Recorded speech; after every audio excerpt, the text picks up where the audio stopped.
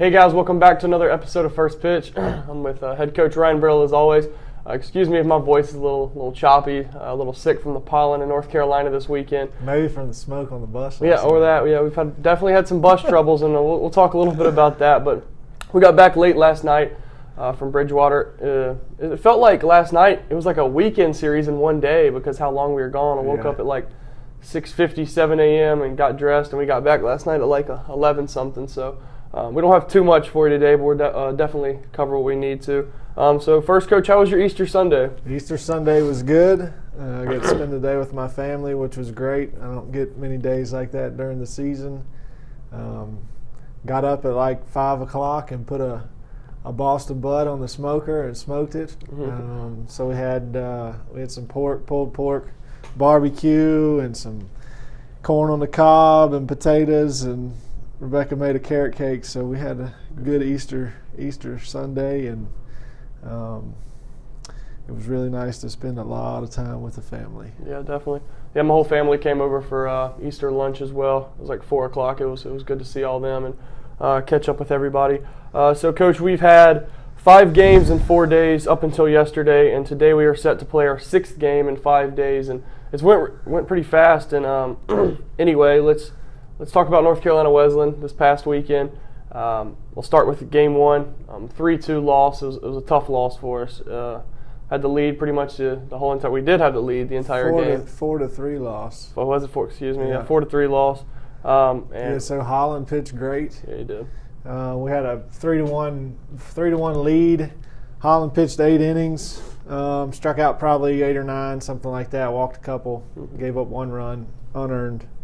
And went into the 9th and felt good. We had Luke on the mound. He threw strikes. He got a little dink single over the infield and another little dink single. Runners on first and second. We got an out. And then Naren, a left-handed hitter, hit a double down the line. Ended up with 1 run scored, so it was 3-2 with runners on second and third and 1 out. The next guy popped it up to first base, so we had 2 outs and runners on second and third, and 2 strikes on the hitter.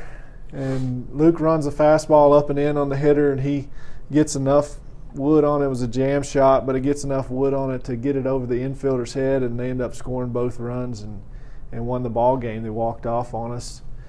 So it was a heartbreaking loss. I felt like that loss certainly carried over into the second game because I thought we played like the Bad News Bears in the second game. We ended up losing. I don't remember what the score was. It was 5-9, I believe. Something like that. So lost the first 2 games of the series. Felt not so great, and got a meal on Friday night and woke up Saturday morning and went to the ballpark, and we responded on Saturday. Drew Callahan pitched great. He pitched into the 8th inning, or pitched 8 innings, I think. And I think we ended up winning 11-3 or 11-2. 11-2, and salvaged the game from the series, which puts us at 8-6 overall in the conference. So we are still in the conference hunt as of right now. I know we'll cover that later on, but overall it's a pretty good weekend. We started to swing the bat a little bit and tried to carry that over into yesterday's doubleheader at Bridgewater. Yeah, like Coach said, we lost the first 2 games on Friday. We definitely had to respond on Saturday because that second game that we played after we lost the heartbreaking the first one, definitely the second game really was hurting us from the first game.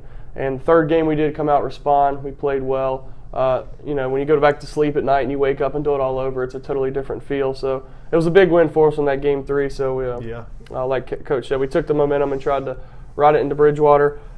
Speaking of Bridgewater, yesterday we lost the first game 2-1. Both of them were 7-inning games, and it's actually crazy. We out-hit them 10-2, I believe, and we did. We ran into a couple of mistakes and just fell a little short right there at the end. But anything you want to talk about that game 1? Yeah, game 1.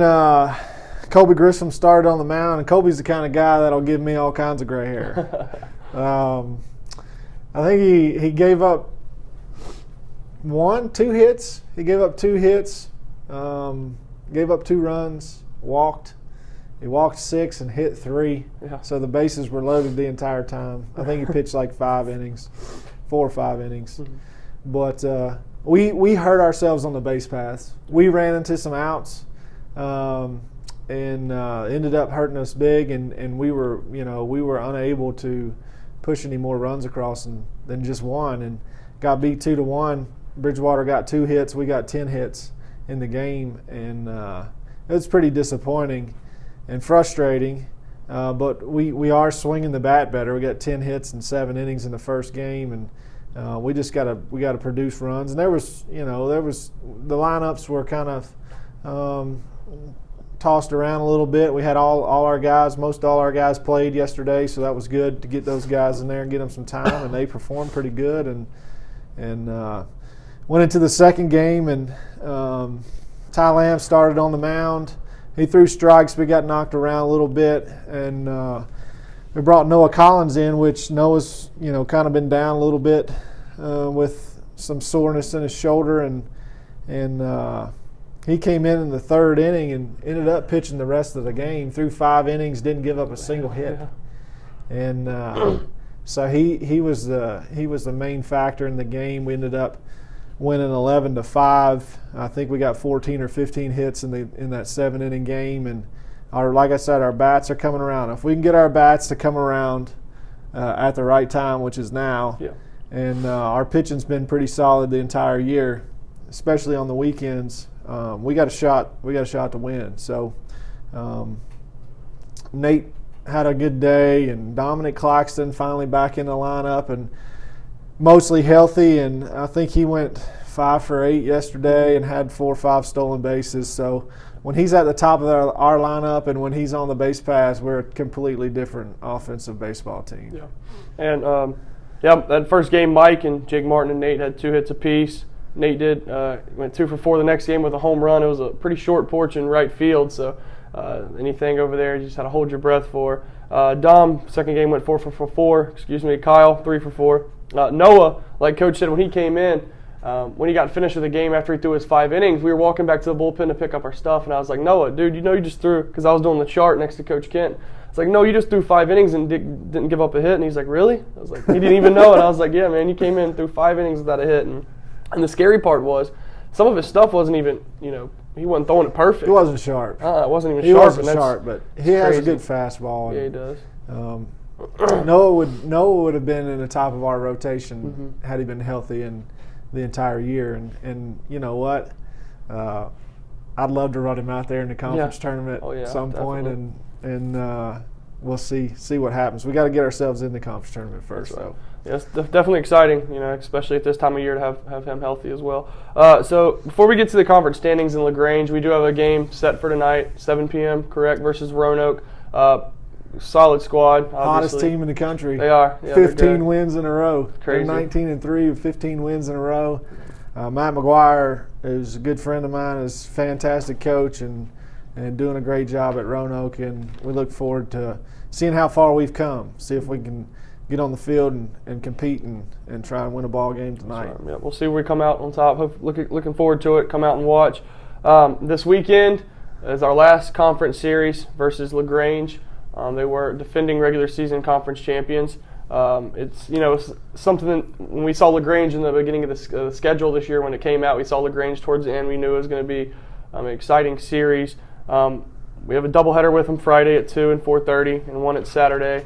And Coach, if you want to talk a little about the conference standings, we have them right here. They're 9-6, and we're 8-6, right there at 4th-5th area. So it's going to be tough. There's been 3 teams that have been eliminated from conference tournament play. That's Covenant, Averett, and Berea. They cannot get in the conference tournament. And there's 9 teams vying for 8 spots. William Peace and Greensboro actually play each other this weekend. They're both 7 and 8, and they both could. There could be a scenario where both of those could get in and we're out. And so we still need to win a game to ensure ourselves a spot in the conference tournament. And we look forward to having LaGrange here at our place and seeing if we can get that done on Friday. And we play at 2 o'clock on Friday, and Saturday, unbelievably, they're calling for snow. That's crazy. So we'll see about Saturday's game, but for the time being, we'll focus in on Roanoke and see if we can get a job done tonight, and then have a couple days to prepare for LaGrange and see if we can get it done against them. Actually, just sitting here, I thought of a question I'm going to ask you. In your years here, have you ever had a season where you haven't played 18 full conference games, or would this be the first year? We've had a couple years where we haven't. In fact, LaGrange a couple years ago canceled an entire series against us. We were going down there, and they had monsoon rains, and their field doesn't drain very well, and we had a 3-game series canceled against them. So, yeah, there's been years where we haven't played all of our conference games, but you have to play 18 out of 21 this year in order to be eligible for the conference tournament. So we have to get at least one game in against LaGrange in order to be eligible, because we've already missed a game against Methodist. We can only miss 3. Okay. All right. Well, yeah, I'm definitely looking forward to that challenge, and we are too. And I definitely would take Jake Holland and Joey and Drew Callahan on any day of the week. They're always going to keep us in the game and give us a good chance to win. So it's definitely going to be exciting. You know, every game's important at this point, especially for obviously standings and momentum. And all of us are looking forward to the conference tournament next week. So I'm sure we're going to do everything in our power to make sure we secure a spot in it. As long as you're in that thing, you know, you give yourself a chance to win it. I don't see why we couldn't, especially with some of our best arms becoming healthy, and we can come around and swing it, you know. So, but last question I have for you, Coach, is how has coaching affected your life? So I would say that coaching, maybe not in the way that you're asking, but coaching has been the biggest impact, other than one, who's our Savior Jesus Christ. But other than that, coaching has had the biggest impact on my life, and then these ways. My coaches that I had in baseball when I was growing up, from Little League, T-ball, I don't think I played T-ball, but from Little League all the way up through college baseball, have had, they kind of have shaped my life and given me the work ethic that I have, and the morals that I have, and the standards that I have come from baseball and baseball coaches. And so that has certainly shaped my life. And then moving on from that into college, into coaching baseball myself, other